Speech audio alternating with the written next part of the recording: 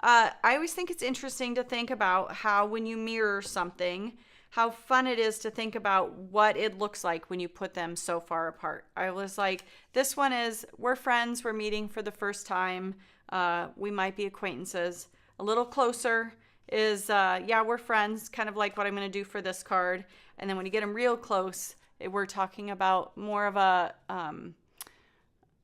partner or someone that you love a lot, and you could put a little heart above them. It just kind of depends on how close you position them.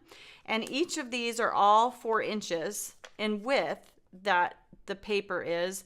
It's just how close to the middle of the paper I put my critter, because then they're going to mirror and then be closer together. So this is, again, mirroring. And when I started this process, I decided I just took a ruler, just roughly, to come up with the width of my turtle. And the turtles themselves are a little over a 1/2 inch big. So it's almost 1 3/4, just shy of. So I was like, I need something at least 4 inches so that I have a little space around the turtle, and then depending how close I wanted them. So I knew 4 inches was the width that I wanted this. Then it was just deciding how close together I wanted my turtles to be. So 1/2 of 4 inches is 2. So then when I get my Misty out, I'm going to go ahead and use the full size one. In your mirror mat, you get the one for the mini Misty and the one for the full size Misty. So something I want to tell you, I just have to say, I have been cheating a little bit. I have the big one, and I have lost my black foam mat for my Misty. You know, the foam that you need here, this thing, that you need for clear, using clear stamps. I have found, being as I lost mine, I've been without it for quite some time. I've always used just my Misty grid sheets, a stack of them instead. I've just used these stacked up instead of my foam mat because I don't know what I did with it. I don't have it. And I haven't taken the time to go buy some foam or see what's the right height. I have found as long as I stay away from the edges, I can use this in replacement of this. But if you get towards the edges, the lid doesn't bend down enough. If I double them up, I can use them, but I wanted a home for this, so I just keep it in my Misty on my stamp desk because I don't have my foam, and this works. As long as I don't get too close to the edges, I can use this in place for my clears. Just FYI, if anyone else is in the same boat I am. The other thing about the mirror mats is we printed the Tailored Expressions on there, and that is the right side up for mirroring. The other side is much shinier and not as good for mirroring. So and then I always just kind of push it away from my project. This doesn't seem to bother my stamping, but I haven't really tested it a ton. I just always kind of push it up to the corner and out of the way. So again, back to this. I have my roughly 4 by 3. Let me see, which one did I want to do? I think I'm going to do, I had a piece of paper that I cut down a little bit. So I kind of want to use a scrap to start, just so that we don't get my main project. I just kind of want to walk you through a little bit setting this up. So like I said, he's about 1.5 inches. And then, so I decided 4 inches was the width I wanted my cardstock. Then 1/2 of that would be 2. So wherever their noses are, that is going to be my middle. And that is how far apart you want them to set from each other. Do you want them to be friends, or do you want them to be almost kissing? It kind of depends on what you're going for in your card. Mine, I wanted to use that I'm slow. So I would hope your significant other would not be slow on remembering your birthday cards. So I kind of did it more as like a friend type card. So again, measure whatever you're going to line up and then give it just a little bit of extra. So this guy is about 1.5 inches. So I decided she probably needed 2 inches worth of space. So I doubled that because I'm going to obviously have 2 critters on there. and that would be 4. So half of that is 2. I'm going to take my turtle, position them where I want it. Another thing I like to do, if you know, I do know, I'm going to use this sentiment. I might even lay my sentiment here just so I can kind of see where, I'm not going to stamp it right now, but that at least gives me an idea of where it's going to land and how far away my turtle's going to be. Then I can look here on my MISTI. I'm specifically using it so that my MISTI opens to the left so that I have my numbers down here on the bottom. And I'm right-handed, so I seem to just work this direction, but whatever works for you. So I have it over to the 4. So 2 is going to be my center point. And that is going to line up and give me the nose of that turtle. So I like where that is. There's a little bit of extra space on that stamp. So the nose is not quite there. So that lines that up. Scooch that up a little bit. I'm going to pick up the door of my MISTI. I don't need this right now, so I'll set it aside. Just kind of wanted to get my placement down.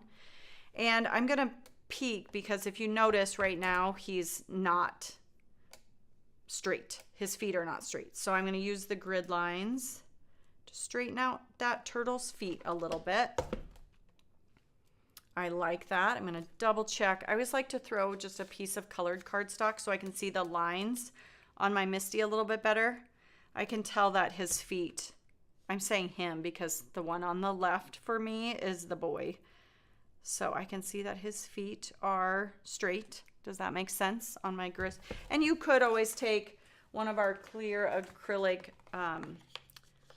grids and put that in there and double check if that makes you feel better. I've just done it enough that I know it's going to be fine. So I will use those later though. And I'm going to take and stamp with Oreo, and I'm using Oreo specifically. As you guys all know, I really love my VersaFine Nocturne for embossing, and you can use that on here and you can emboss. So I'm going to go ahead, ink up my cute little freebie turtle, stamp that down, give him a press. The thing with the mirror mats is they do give a little space. So like I said, it's almost the depth of the foam, the MISTI foam. Just make sure you don't press real hard because it's a little higher setting, so you don't want to put any extra pressure on these hinges of your MISTI. So I press, but also it's also because it's fine lines, so make extra sure you're not pressing super hard, because you can, on fine line stamps, you can kind of press so hard that you almost kind of blur that line out a little bit. But that gives us the first part of our little turtle. So again, I want to reiterate, I have the larger of the 2 mirror mats in here. You want the logo side up. I always push it up to the other corner out of my way. And then make extra sure that it's pushed down in that corner, because we want to be able to do this several times. So I'm going to I've taken my cardstock that I've stamped my little turtle on, take it out. I always do try to make sure that my mirror mat is clean because I don't want dust in the way of where my ink is going to end up. And I will get to cleaning also, another thing.